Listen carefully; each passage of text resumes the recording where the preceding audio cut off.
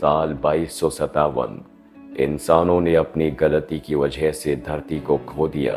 धरती अब रहने लायक नहीं बची। इसीलिए इंसानों को चांद पर भेजा जाता है ताकि वहां पर वो कॉलोनीज को बचा सके। लेकिन चांद पर बहुत ही खतरनाक तूफान आते हैं, इसीलिए इंसानों का ये प्लान फेल हो गया। लेकिन अब भी यहाँ पर इंसान हैं, वो यहाँ पर माइनिंग करते हैं ताकि दूसरे प्लेनेट ओमेगा के लिए रिसोर्सेज इकट्ठा कर सके जहाँ पर इंसान चले गए हैं। वो प्लेनेट पूरी तरह से सुरक्षित है। चांद पर रहने वाले हर एक इंसान को 20 सालों तक यहाँ पर माइनिंग करनी होगी, जिसके बाद उसे ओमेगा प्लेनेट भेज दिया जाएगा। लेकिन काम करते हुए 20 साल से पहले अगर किसी की मृत्यु हो गई तो उसके बचे हुए सालों को उसके परिवार वालों को करना होगा, यानी कि अपने 20 साल और उनके परिवार के उस सदस्य के बाकी साल जिसकी मृत्यु हो चुकी है। लेकिन अगर मरने वाले के परिवार वाले की उम्र 18 साल से कम है तो उसे सीधा ओमेगा भेज दिया जाएगा, जहां पहुंचने में 75 साल लगते हैं। लेकिन उस इंसान को क्रायोस्लीप में रखा जाता है, जिस वजह से उसकी उम्र नहीं बढ़ती।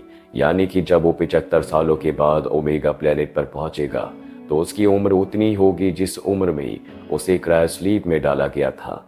लेकिन उसके साथ के हर एक इंसान की उम्र 75 साल बढ़ चुकी होगी, जो क्रायोस्लीप में नहीं थी। यहाँ चांद पर रहने वाला हर एक इंसान बहुत ऊब चुका है, क्योंकि यहाँ की ज़िंदगी में कोई इंटरटेनमेंट नहीं है। ये सब के सब बंकर्स में रहकर बोर हो चुके हैं। साथ ही यहाँ पर एक अफवाह है कि चांद से कोई चमकदार चीज़ टकराई है, जिससे एक बहुत बड़ा गड्ढा हो गया, लेकिन उसके आसपास जाने की परमिशन किसी को नहीं है। यहीं पर हमें कैलिब नाम के एक बच्चे को दिखाया जाता है, जिसके पिता की कुछ वक्त पहले माइनिंग करते हुए मृत्यु हो गई। उसकी मॉम भी इस दुनिया में नहीं है और अब कैलिब अकेला बचा है। उसकी उम्र 18 साल से कम है, इसीलिए रूल्स के मुताबिक उसे यहाँ से ओमेगा प्लेनेट भेजने की तैयारी की जा रही है। लेकिन कैलिब नहीं जाना चाहता, क्योंकि यहाँ पर उसके दोस्त हैं। वो अपने दोस्तों के साथ रहना चाहता है। वही कैलिब अपने दोस्तों के साथ एक रोवर चुराने की कोशिश करता है ताकि वो यहाँ से बाहर जा सके। लेकिन तभी इनकी गलती की वजह से अलार्म बज जाता है, जिस वजह से रोवर चुराने में कामयाब नहीं हो पाते। यहाँ कैलिब के हाथ में एक कैप्सूल होता है, जो उसे एक आदमी ने दिया था, जो उसके पिता की राख में उसे मिला था। उसके पिता ने उसे बताया था कि यहाँ से दूसरी तरफ, यानी कि चांद के उस हिस्से में जहाँ पर किसी का भी जाना अलाउड नहीं है, एक चीज़ टकराई है, तो मैं वहाँ जाकर देखना चाहिए। और अब कैलिब वहाँ पर जाना चाहता है। कैलिब को एक ऑफिसर अपने पास बुलाती है और बताती है कि कल से मीटियोर शावर शुरू होने वाला है, और जैसे ही वो शावर खत्म होगा तो मैं यहाँ से ओमेगा के लिए रवाना कर दिया जाएगा। ओमेगा एक ऐसा प्लेनेट है जहाँ पर इंसान खुश है, लेकिन कैलिब की खुशियाँ उसके दोस्तों के साथ है। कैलिब हमेशा अपने पिता के साथ टावर के ऊपर जाया करता था। उसके पिता उसे कहा करते थे कि तुम्हें कभी किसी चीज़ से नहीं डरना। एक बार फिर से कैलिब टावर के ऊपर जाता है, जहाँ पर उसके दोस्त भी उसके साथ आते हैं। कैलिब का एक दोस्त होता है जिसका नाम डेलन है। डेलन को पता होता है कि कैलिब के पिता हमेशा चाहते थे कि कैलिब चांद के उस हिस्से में जाए जहाँ पर वो चमकदार चीज़ टकराई है। वो कहता है कि तुम 3 दिनों में यहाँ से जाने वाले हो, हमें तुम्हारे पिता की इच्छा को पूरा करना चाहिए। और अब ये मैप में उस हिस्से को देखते हैं जहाँ पर इन्हें जाना है। लेकिन यहाँ से बाहर निकलना इतना आसान नहीं है, क्योंकि दरवाज़ों को खोलने के लिए इन्हें कोड की ज़रूरत है, साथ ही बहुत सारे सामान की और रोवर की भी, जिसे चुराने में कामयाब नहीं हो पाए थे। ये वो सारा सामान इकट्ठा कर लेते हैं जो इन्हें बाहर सरवाइव करने में मदद करेगा। लेकिन सबसे मुश्किल है उस कोड को प्राप्त करना जिससे दरवाजे खोलते हैं। डेलन कहता है कि एडिसन इसमें हमारी मदद कर सकती है। उसके पिता एक वैज्ञानिक है, कुछ ही वक्त पहले वो पृथ्वी से यहाँ पर आई है। वो एडिसन से मिलता है। एडिसन उसकी मदद करने से मना कर देती है। उसे डेलन सब कुछ बताता है कि किस तरह से उनका दोस्त कैलिब हमेशा के लिए यहाँ से ओमेगा जा रहा है, और उसके पिता चाहते थे कि वो उस हिस्से में ज़रूर जाए जहाँ पर उस चमकदार चीज़ टकराई थी।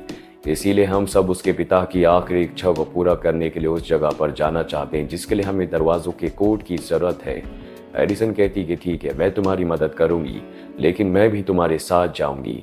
ये उसकी बात मान जाते हैं और अब सबसे पहले ये रोवर के पास जाते हैं, क्योंकि बाहर जाने के लिए इन्हें रोवर की ज़रूरत है।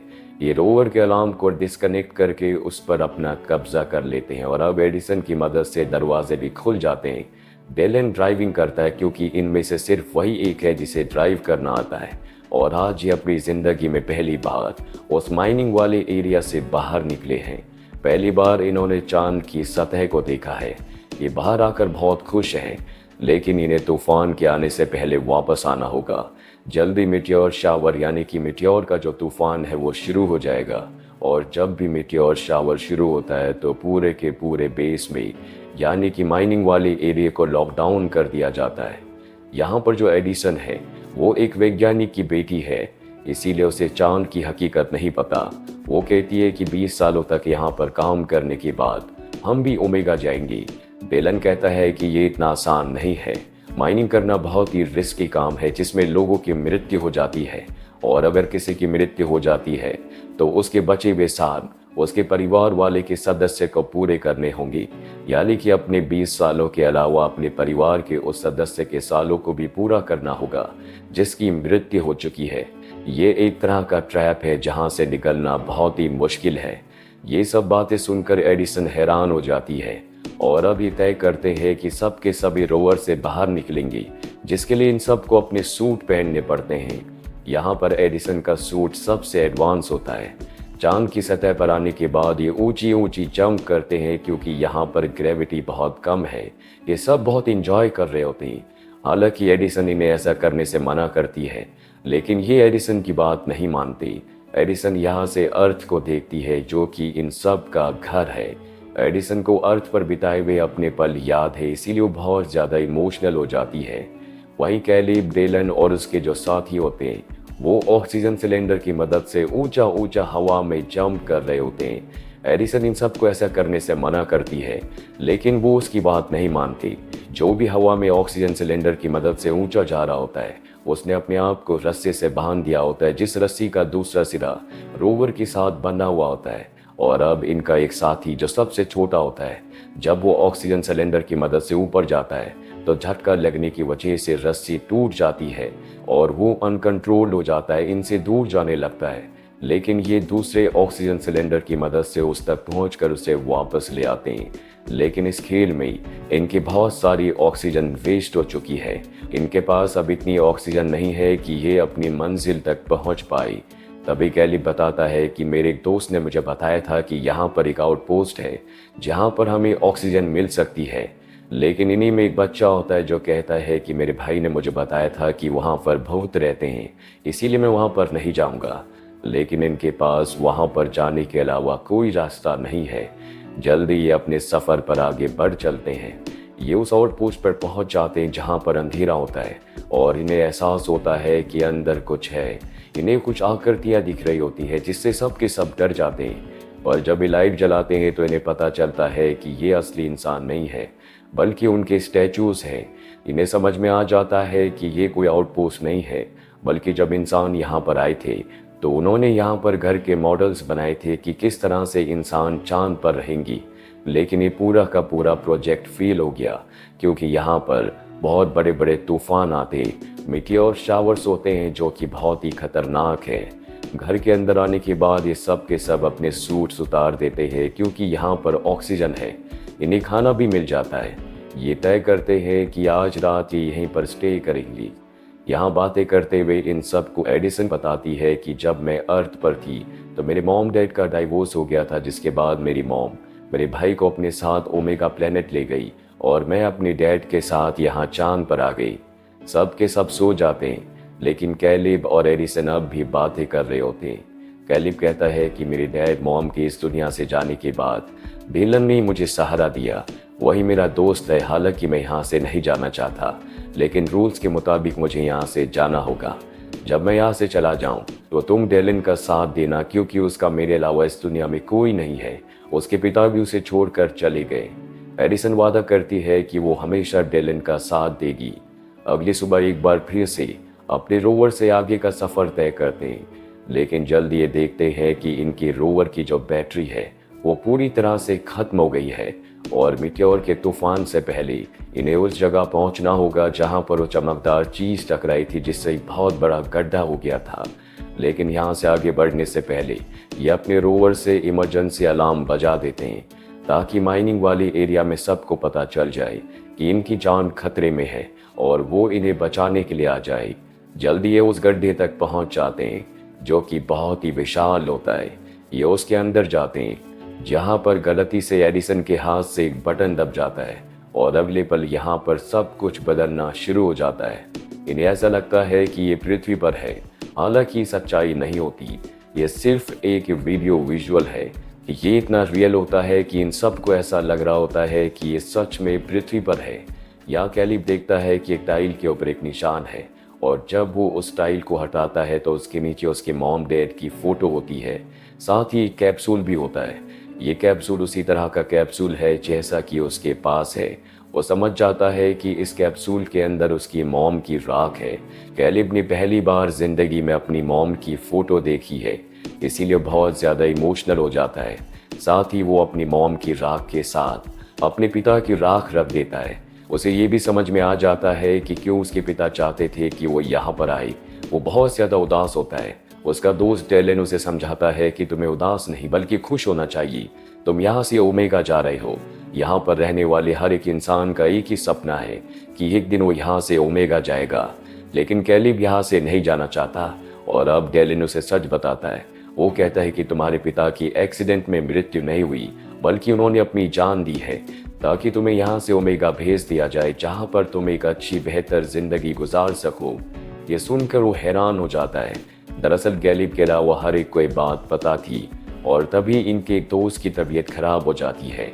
ये उसे लेकर जल्द से जल्द अपने रोवर तक पहुंचना चाहते हैं, लेकिन इससे पहले कि ये अपने रोवर तक पहुंचते मिटियोर शावर यानी कि मिटियोर का जो तूफान होता है वो शुरू हो जाता है।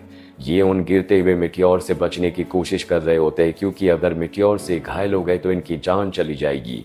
ये सब के सब इधर उधर भागना शुरू कर देते हैं और इसी बीच इनकी जो दोस्त एडिसन होती है वो इनसे अलग हो जाती है, लेकिन डेलन और कैलिब उसे ढूंढने जाते हैं। जल्दी एडिसन इन्हें मिल जाती है जिसे अंदर ले आते हैं, लेकिन डेलन का जो हेलमेट का फ्रंट ग्लास होता है वो क्रैक हो जाता है जिस वजह से वो बेहोश हो रहा होता है।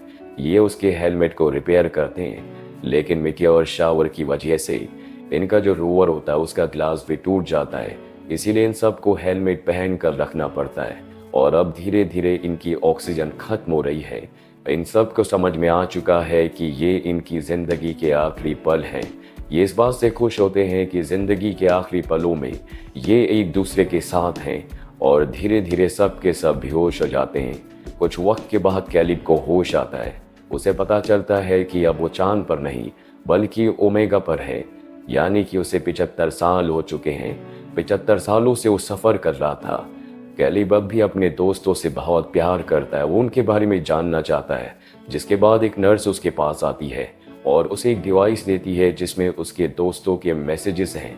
उन मैसेजेस को सुनने के बाद उसे पता चलता है कि उसके एक दोस्त ने अपनी बेसबॉल की टीम बनाई है जैसा कि वो हमेशा चाहता था। वहीं एडिसन ने स्ट्राइक की ताकि वहां पर रहने वाले माइनर्स की ज़िंदगी को बेहतर किया जा सके। साथ ही उसने डेलन से शादी की। डेलन और एडिसन के बच्चे हैं, उनके ग्रैंड सन्स हैं, क्योंकि उन्हें वहां चांद पर अब कई साल बीत चुके हैं। इनका एक साथी एडमिनिस्ट्रेटर बन गया। ये सारी बातें जानकर कैलिब बहुत खुश होता है। इसके बाद एक फैमिली आती है जो कैलिब को अडॉप्ट कर लेती है जैसा कि उसे बताया गया था। ये प्लेनेट बहुत ही खुशहाल होता है। यहाँ पर सब कुछ होता है जो कभी पृथ्वी पर था, जिसे इंसानों ने खुद अपने हाथों से बर्बाद कर दिया। इसके बाद कैलिब एडिसन के भाई को ढूंढता है।